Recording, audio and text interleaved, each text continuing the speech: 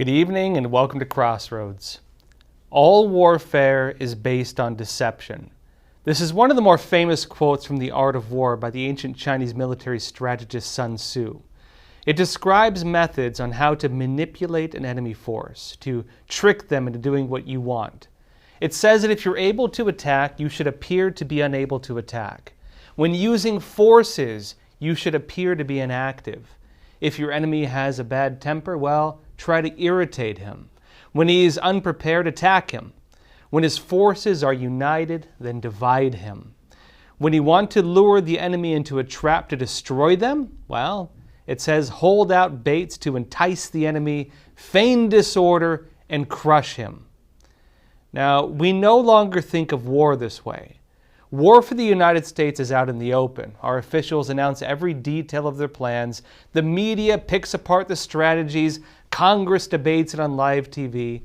We warn our adversaries of everything we're going to do long before we do it.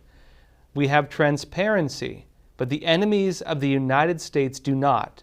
They operate in the shadows. Their main forces are not the so-called boots on the ground, but usually instead the hidden hands. The forces behind the scenes that move the proxy fighters as pawns in their game. They raise wolves to attack us and then pretend to comfort us from the atrocities while plotting to poison us. I say this all because I strongly believe that the Chinese Communist Party wants America to be involved in another war. I warned about this before. Now you might remember my documentary, The Final War, where I said that the CCP is planning a war against the United States.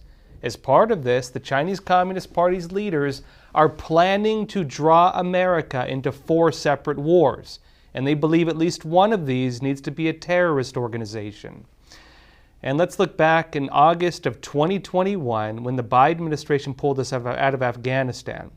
If you remember, the Taliban took advantage of this. We watched videos as terrorist fighters drove in an open column on pickup trucks through the desert towards Kabul, where American troops carried out a hasty and controversial withdrawal.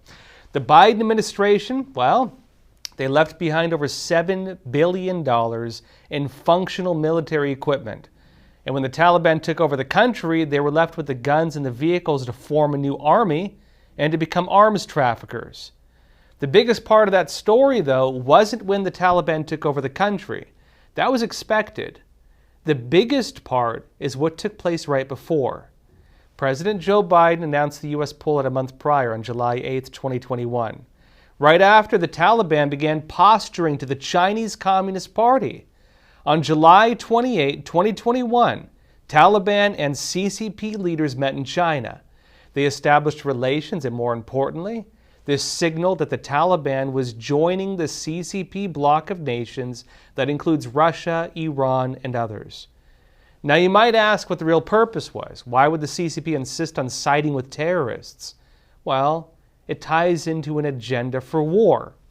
In my documentary, The Final War, I pointed to one of Beijing's top strategists. That's Jin Canrong. He is an expert in U.S. affairs, and he's vice dean of the School of International Relations at Renmin University in China. Many regard him as having considerable sway over CCP leader Xi Jinping. Now, back in 2016, Jin made a speech at the U.S.-China Strategic Philosophy Symposium and really laid out the CCP's plan against America. Let me show you what he said in that speech. Of course, we can have other evil tactics, such as furthering the chaos of the world. But the problem with the United States is that it is truly diverse. Among Western countries, the U.S. enjoys the highest degree of democracy. Of course, diversity has one advantage. The people have freedom, such as freedom of speech. But it comes with disadvantages too. It's very difficult for the people to come to a consensus. The best scenario for the U.S. is that it has a very clear external enemy. If there are 2 enemies, the United States will lose its focus. This was the situation before World War II. There were 2 enemies, one Nazi Germany and the other the Red Scare, the Soviet Union. Because of that, the U.S. started fighting internally, even before the war began. Now, if there were 3 external enemies for the U.S., you could see how that would be a mess, let alone 4. So China's strategic goal is to make sure that the U.S. has 4 enemies, and one of them must be a terrorist group. Russia is like one, but it's not enough.